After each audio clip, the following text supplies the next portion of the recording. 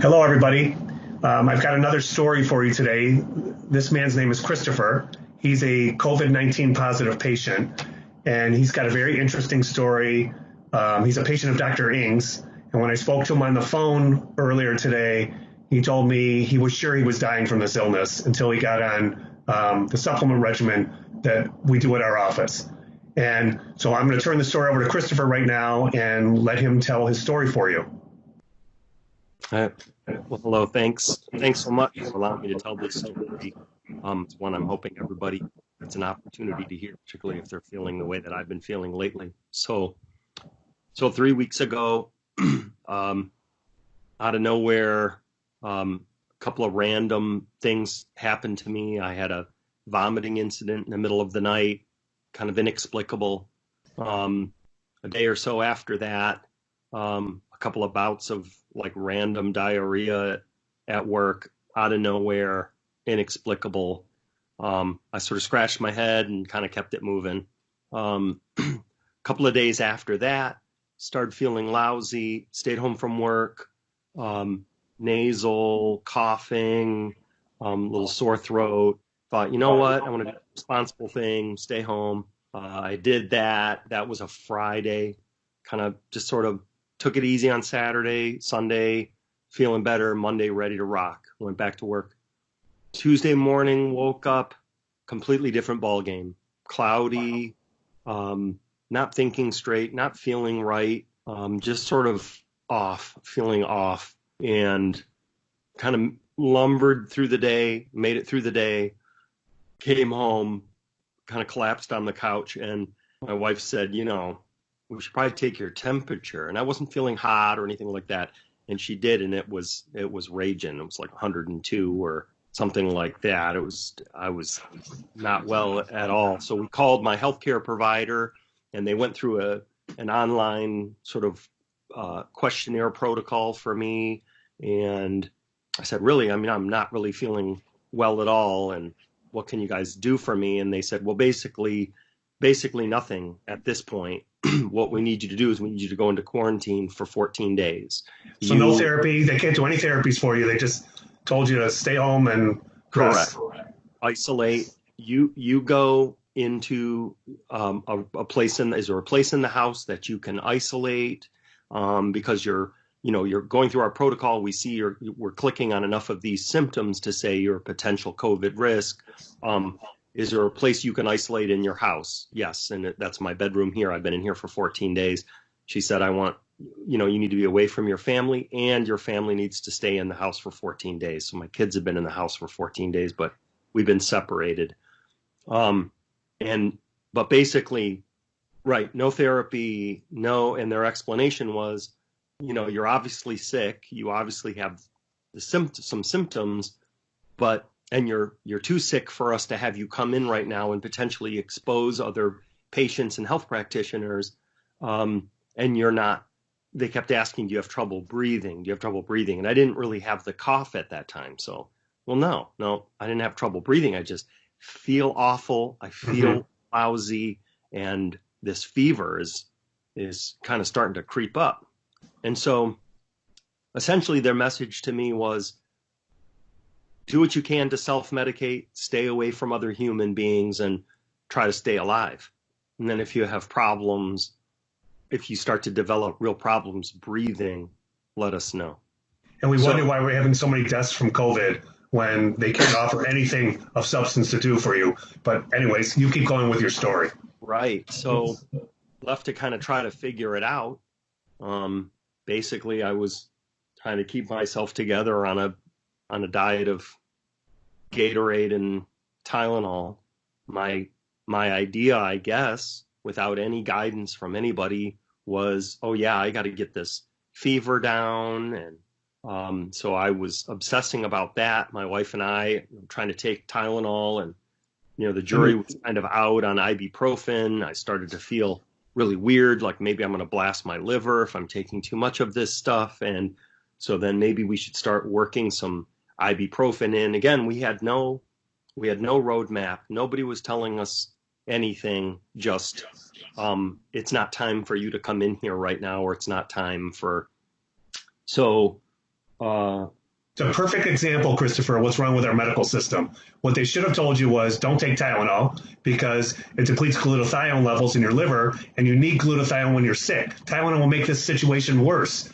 And you told me when we talked a few minutes before I started the recording, you ended up taking ibuprofen. I wrote a blog post about why you shouldn't take ibuprofen because it makes the COVID virus more likely to get inside your body. Again, I'll turn it back over to you. No, that's okay. That time that I was panicking about taking too much Tylenol, I did exactly what you wrote us and told us not to do. This was obviously before knowing what you were writing about. So I started taking ibuprofen, and I'm pretty convinced at that point in time was when I really started to slide. So what you just said makes complete sense to me. I was doing basically. I've heard that from other patients. When they take that first or second dose of ibuprofen, they just go down the tubes very quickly. Oh yeah, it was like a train wreck after that. Fever off the chart, no taste, no smell, total nausea. I couldn't. I didn't have enough strength to roll over to take a sip of water. That's when I knew, when I was at a place like that, where I was like, I have to plan my moves to take a drink of water to keep myself alive because I can't move. I'm sure you felt awful and, or worse. Oh yeah, it was poison. It was like a wicked poison, and I couldn't think straight, and I was on fire. And so finally my wife said, you know what, this is crazy. So I still throughout this, I had been reaching out to my healthcare professionals. I still had not been tested. Nobody came to my house. Nobody was checking up on me. Nobody was asking me. Nobody was giving me an alternative course. I was sliding super fast. Really. Tell the listeners what you told me on the phone. What'd you feel like, at this this very down point? Yeah. Told me you felt like you were going to die. Oh yeah. No, I was convinced. I knew. I was like, you know what? I'm going to die in this bed. And but what I knew to be true also, Dr. Brownstein, in the back of my mind was a little voice saying, don't let them take you to the ER. Don't go to the ER. I was mistrustful on a profound level now. And I just could see myself in a hallway somewhere, with all due respect to the people who are working there, but they don't know what to do. And I just knew in the back of my mind, I was like, I'll die there. I'd rather die here. I'm being dead serious. It was a crazy thing, but I just knew, stay out of the ER. So let's get to the good point of the story. So let's say how you tell us how you got out of this. Right. So, little shout out to my wife, who is truly my guardian angel. It made me also think, what are folks doing who don't have somebody like a caregiver that is savvy, that will hustle, that asks questions, that pushes back? There's so many people out there that don't. That's a whole nother story. But in any case, so she called my partners, one of which is a patient at your practice, and told them on a work note, look, Chris is going the wrong direction right now. He's super sick, and I'm really scared he's not going to make it. And you guys got to help me. You got to keep clients and people from trying to call him and all that stuff. And one of my partners, who's a patient at your practice, started asking the questions. Started saying, well, what's he taking? What supplements are he taking? But get ibuprofen away from him. What else is he doing? And my partner said, let me just set up a consultation with Dr. Ng. Just have him talk. Will Chris talk to Dr. Ng? Oh, of course. Dr. Ng called me that morning. I think it was probably 4 days ago now, Dr. Brownstein. Radically changed the trajectory of where this whole thing was going. What did he tell you? He stopped me and he started asking, okay, so I know your wife's been bringing all sorts of supplements and things into your room. What do you got there? Show me what you got. Tell me what you got. So I'm fumbling through these bottles. I said, well, I've got vitamin D at X%, whatever. He's like, how many IUs, blah, blah, blah, blah. Great. You know what? You're going to take 4 of those for the next 3 days, and you're going to take them at this time. What else you got? I've got vitamin D. There's this D. The D, that one, great. That one, you're going to take 4 or 5 of those. You're going to take those at this time. You're going to take this every day. Show me your vitamin C. What do you got? Oh, I've got this kind and this kind. Okay, yeah, that kind. What you're going to do is, I want you to take that. I want you to take it.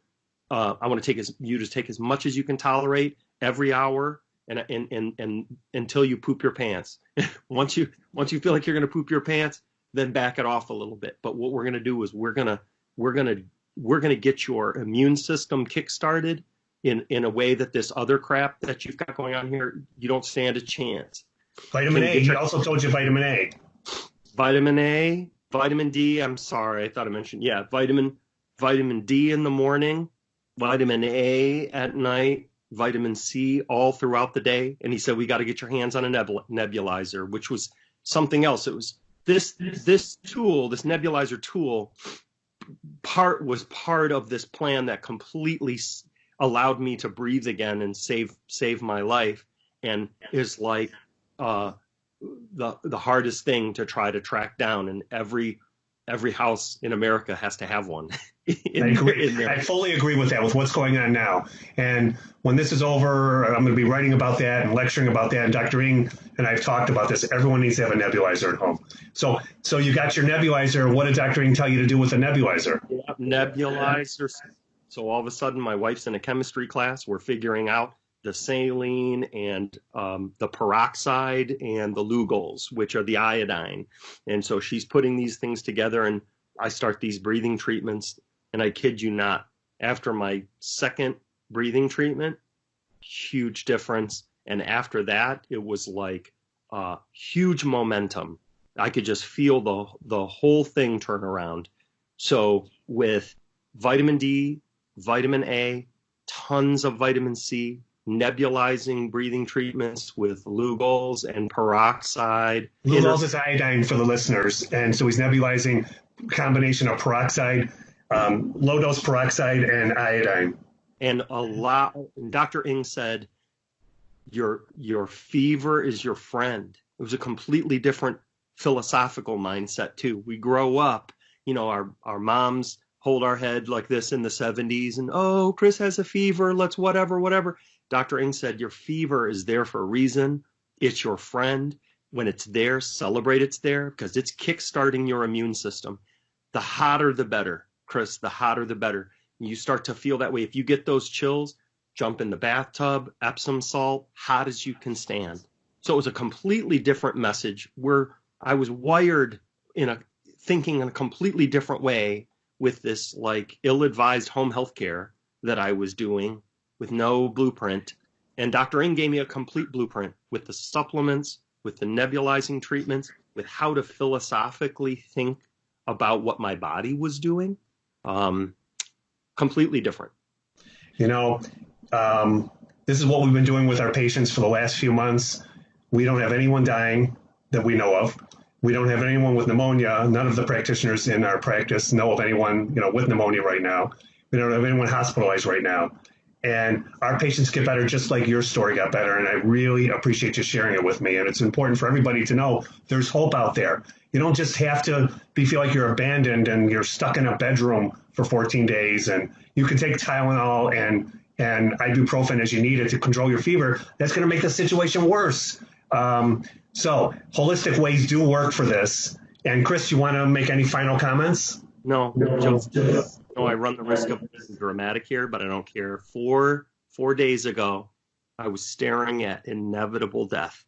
4 days ago, and I knew this, and I felt it, and I didn't know what to do.